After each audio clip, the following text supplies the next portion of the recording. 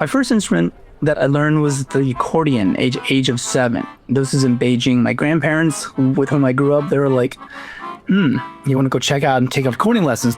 That's Ge Wang, a professor of music at Stanford University. I was never too into it, to be honest, but it was a first foray into music making. The instrument that really changed everything was an electric guitar. A few years after Ge moved to the United States, his parents got him a second-hand fire-red Series 10 electric guitar for his 13th birthday. I had goals. The goals that felt initially out of my reach, oh man, I want to play that solo or just to play the riff from that song that I know and love. And it would seem like it's insurmountable at first. But over time, you practice and you practice and you practice your scales, you try to play the songs you love, and you realize, you're getting better. It's like playing a really difficult video game. As he got older, Ge developed an interest in computers and computer programming. All my degrees are in computer science, so that's kind of where I guess my training has been. I remember how much I loved programming, the act of programming, much like for people who like cooking or any passion hobby. In the early 2000s, Ge invented Chuck, a widely used audio programming language. A few years later, he designed an app that enabled an iPhone to simulate an ocarina, a small wind instrument. Thank you.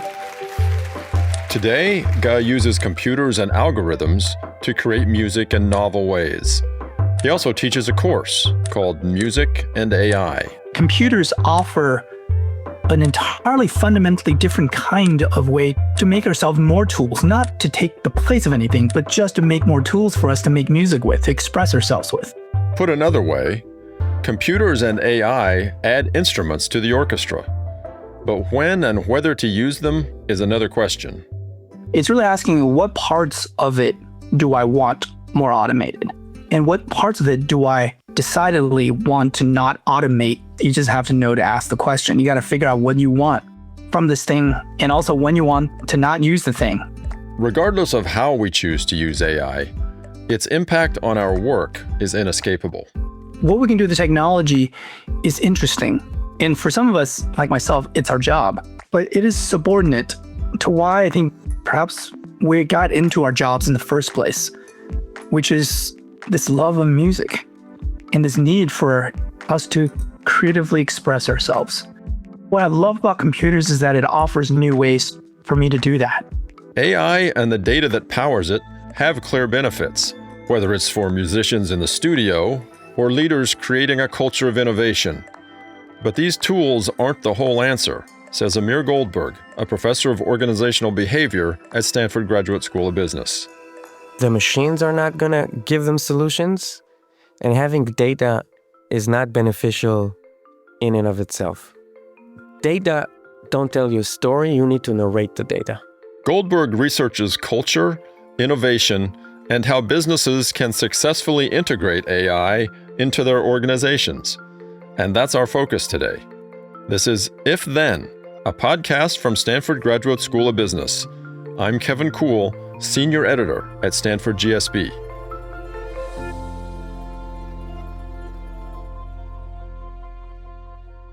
We're going to start today by talking about culture, which is something that you study, but you study it in an unusual way, maybe even a novel way, in a kind of data-driven approach. How do you do that? Well, the process of analytical thinking is a process of representation itself in the following way. It requires us to think about categories of things that exist in the world. And once we have those categories, we can ask ourselves, okay, then how do we measure them? And by measurement, I mean, how do we transform these categories of things in the world into numeric representation? Okay. But what this process requires beforehand is to ask ourselves, when we say this fluffy term culture, what do we mean? And we mean many, many, many things. Culture is not a thing in and of itself. It's an umbrella term to describe a set of processes that affect how people interpret the world. At least that's how I tend to think about culture. You have said that some people cringe at the idea that you can even measure culture. Have you found it to be impenetrable in some ways? What has your experience been like? I have not found it impenetrable. I found it exciting to use these approaches and to exploit the fact that I was coming of age as a scientist during the internet and digital revolution that kind of opened up the opportunity to transform culture or pieces of culture into data. But I definitely received a lot of pushback, mostly from people who have studied culture up until that point and were resistant to the idea that you can do this process of dissection. Mm-hmm. But it enables all kinds of things. Let's use your study on essentially where groundbreaking ideas come from. Do they come from people who are sort of established? Do they come from people on the perimeter, on the fringes? What specifically was the question you were trying to answer? And then how did you find your way into answering that question? So, a really fundamental question in the study of innovation and creativity is, why is it that some people and some entities, some organizations are very successful at producing innovation and some are not? And there are two opposing kind of hypotheses. One is innovation comes from the fringes. People who are on the outside, they see the world differently. Maybe even sort of iconoclastic, if you think of great inventors, And we like to tell these stories. Yeah. They very much comport with American cultural perceptions of individualism. The lone cowboy, the nonconformist who is blazing their own trail. Mm-hmm. There's a lot of truth to that story. It's both about the fact that by virtue of being on the outside, they see things differently, but also they have incentives to innovate because they're on the margins. They have nothing to lose. Nobody is paying attention to them. Mm-hmm. So to use the parlance of our times, they have the incentive to be disruptors. Yeah. Okay, so that's one hypothesis. The other hypothesis is that actually people at the center have greater both ability and incentives to innovate. The ability would be, by virtue of the power that they have the ability to shape other people's perceptions. They have the resources. Innovation is hard. It requires a lot of experimentation. And if they can innovate and shape other people's perceptions of innovation, that could become a source of huge advantage. Sure. They will always be one step ahead of everybody. Mm-hmm. So these are competing kind of theories about where innovation comes from and why. The big problem is it's extremely difficult to measure what is innovative. Exactly. And when we tend to think about innovation, probably most listeners to this podcast, think about technology. And technology as is documented, for example, in patenting and things of that sort, which has been the traditional way by which innovation has been studied. But innovation manifests in non-technological, non-patentable things in a variety of domains. So when a company, for example, like Walmart, innovated with strategy and completely upended the retail market. Up until the 1960s, the most desirable locations for stores were downtowns. And Walmart had an inherently different idea of going outside the city center, operating at scale, competing at extremely, extremely narrow margins, et cetera, et cetera. Having a giant parking lot. And having a giant parking lot. This required thinking outside the box, reimagining what is desirable, separating things that exist simply by virtue of convention from things that are logically causal reasons. But we don't tend to think about this as a technological innovation. Sure. It's not patentable. It doesn't register anywhere where we can measure it. Companies innovate in strategy, not just in technology. There are so many creative endeavors and innovations that are missed if what you focus on is merely technological innovation, like new internet protocols or pharmaceutical innovations. So how did you capture them? So the way that we captured them was to think about and employ this really exciting moment of computational innovation from our perspective, where we take this fluffy thing, how people speak, and transform it into data. And can you say just another word about what you mean by how they speak? Very specifically, we look at how politicians speak. We basically analyze the full congressional record.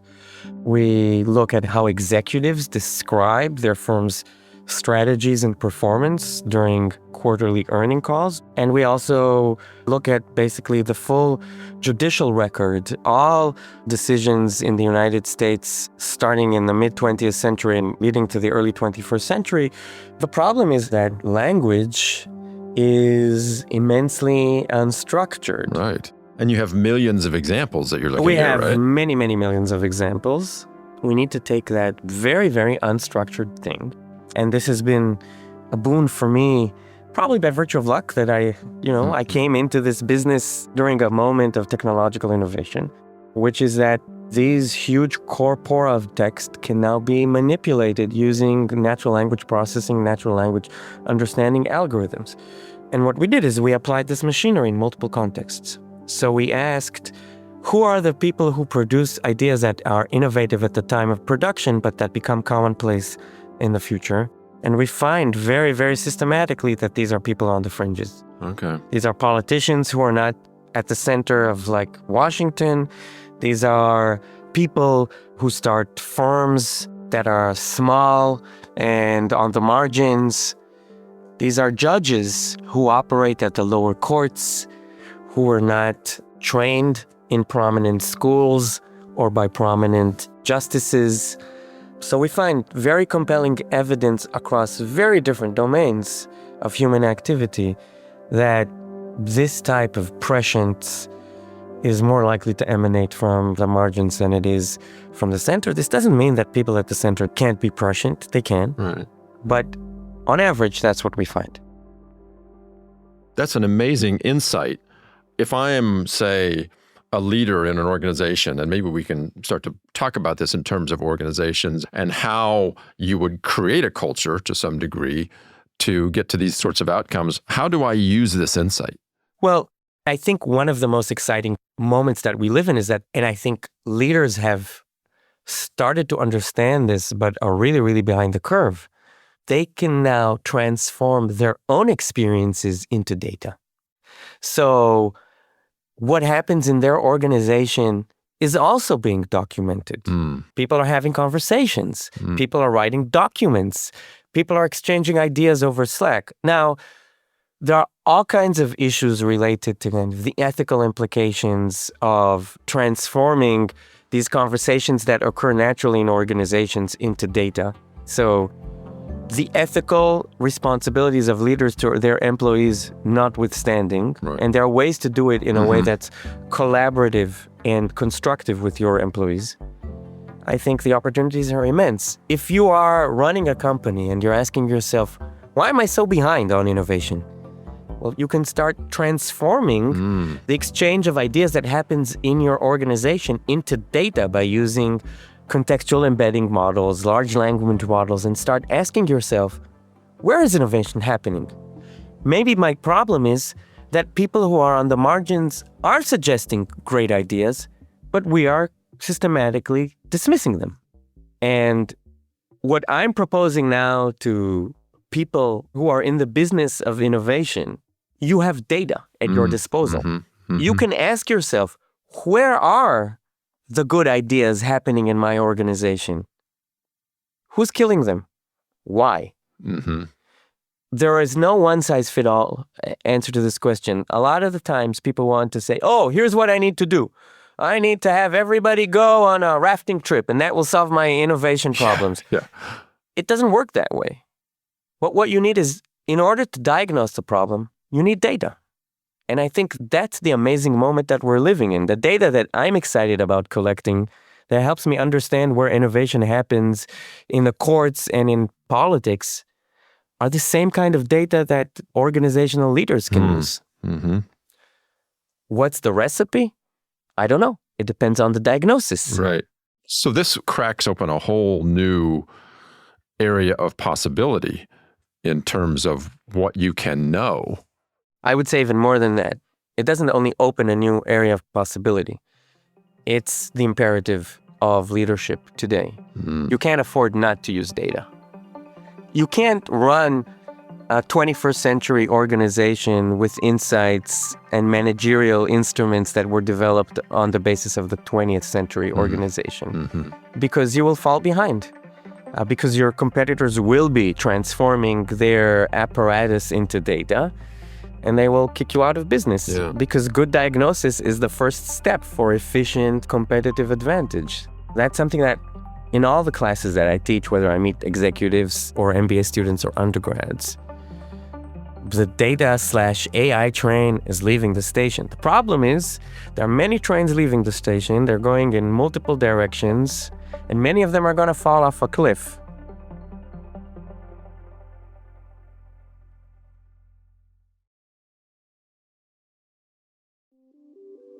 So this is all really interesting, the idea that you can sort of use data to create almost a sort of a profile of a cultural context. Can we take it one step further? Can AI tell us about the way humans operate at some level? So the advantage of AI is that it imbibes copious amounts of data, far more than any human can imbibe in a lifetime. Sure. Okay?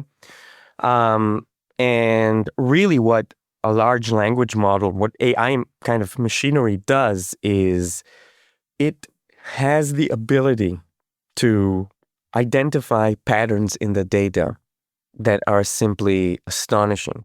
The largest models have billions, trillions of parameters. No human can look at these parameters and make sense of them. Right. Okay? By the way, our human brain does that too. We represent a lot of patterns in our brain in ways that cognitive scientists don't fully understand. What this enables us is to reach new insights about the patterns of human behavior. They would be completely opaque to us otherwise. Well, they would be opaque, or we would understand intuitively, but we wouldn't know how to numerically represent. Yeah. And therefore use in an analytical framework, a diagnostic framework. But as it stands today, the technology does not replace us. It becomes an amazing aid. And what we need to become are proficient users of this technology to try and understand these patterns. We need to know what to ask the machine. Right. To help us diagnose, to use that language, the world. You know, some of the amazing things that are being done with AI right now by my colleague, Michael Bernstein, who's a computer scientist here at Stanford, is they use large language models and they transcribe an interview that a person had. They feed it to the machine and they say, now you're this person. And they ask the machine all kinds of questions and ask it to make predictions about how that human would have answered these questions, a kind of simulated human. And it turns out that depending on the quality of the interview and depending on the kinds of questions that they ask, sometimes AI provides answers that are very consistent with what that human would have answered. That's astonishing. Now imagine the implications for you as a organizational leader. You are about to implement a new policy. Instead of implementing it and see if that ruins your business, you can run a simulation. Now, if you run the simulation incorrectly, you will have reached incorrect conclusions with a false confidence of using quote-unquote data, and you will destroy value even more thoroughly than you would have had you done it the 20th century way. And this is all going to depend on whether you are a proficient users of these simulated human agents. And I'm excited about this possibility, but I also know that it's going to have serious limitations. And what Michael and his collaborators are doing right now is trying to understand and map and scope these limitations and possibilities. But you could already imagine how this can become an astonishing managerial tool if used properly. And as I said earlier, also ethically. Yeah. Which raises so many questions that I'm not even equipped to start grappling with. Yeah, and in a different episode, we can talk about the extent to which the technology is sprinting ahead of, some of these ethical questions. Yeah. So circling back to what you were just describing for a moment, I understand you have an exercise with students where you ask them to classify what kinds of problems AI can solve. So it sounds like you are in the business of educating the next generation of leaders to not make the mistakes that you were talking about in terms of using AI poorly. The way I think about trying to anticipate and shape that AI future requires us to take a step back and ask ourselves first, what does this technology do? What does it enable? And that's very different from asking ourselves, how is the technology implemented?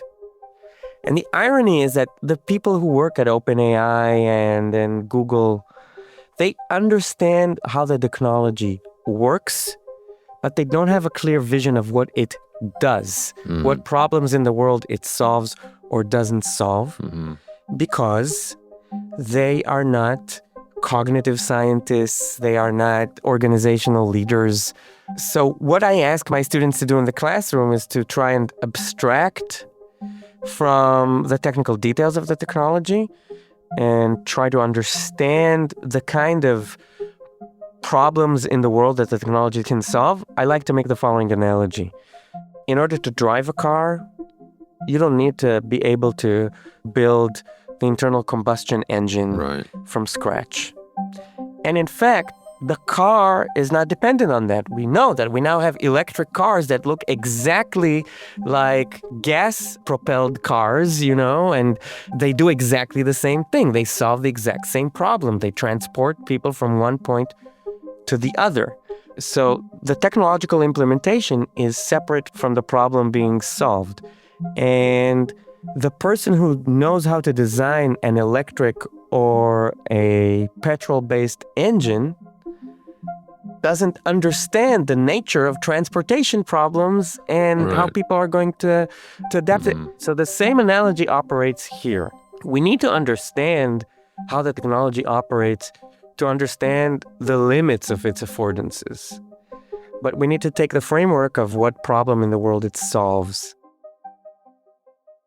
So Amir, what's the one thing you want people to understand with respect to data-driven insights about culture? Maybe the most important thing to understand is that the machines are not going to give them solutions, and having data is not beneficial in and of itself. Data don't tell you a story, you need to narrate the data. It tells you nothing about how you need to act, how you translate that world into a competitive advantage, if that is what you're trying to achieve. So I think the real imperative for people who want to manage culture, who want to manage their business, who want to understand strategy, these things don't apply just to the question of managing culture in organizations. They have no choice but to become proficient users of data. At the end of the day, that is good news, because it means that they're not substitutable by the machine. But it's bad news in the sense that they need to rethink their role. And it's really, really difficult for incumbents. The good leaders of this world and those who will be able to survive this classical incumbent's dilemma are the ones who will be able to harness the experience and knowledge of those 20th century minded employees, but train them into a data-oriented world where they use AI as aids, as collaborative instruments in the production of knowledge. Those who won't do it will be obliterated by their competition, basically. Those who do it by simply thinking, oh, I'll just replace, and will be tempted by the cost-effective savings, will probably introduce a lot of problems that we don't fully understand. That feels like a good place to end. Doesn't sound like an optimistic ending. If Then is a podcast from Stanford Graduate School of Business. I'm your host, Kevin Kuhl. Our show is written and produced by Making Room and the content and design team at the GSB. Our managing producers are Michael McDowell and Elizabeth Wilezik-Stern. Executive producers are Sorrel Husbands-Denholtz and Jim Colgan. Sound design and additional production support from Mumble Media and H. Ash. And a special thanks to Gao Wang, an associate professor at Stanford University in the Center for Computer Research in Music and Acoustics. Find more at gawang.com. That's GEWANG.com. For more on our faculty and their research, find Stanford GSB online at gsb.stanford.edu or on social media at Stanford GSB. If you enjoyed today's conversation, consider sharing it with a friend or colleague. And remember to subscribe to If Then wherever you get your podcasts, or leave us a review. It really helps other listeners find the show. We'd also love to hear from you. Is there a subject you'd like us to cover? Something that sparked your curiosity? Or a story or perspective that you'd like to share? Email us at ifthenpod@stanford.edu. That's ifthenpod@stanford.edu. Thanks for listening. We'll be back with another episode soon.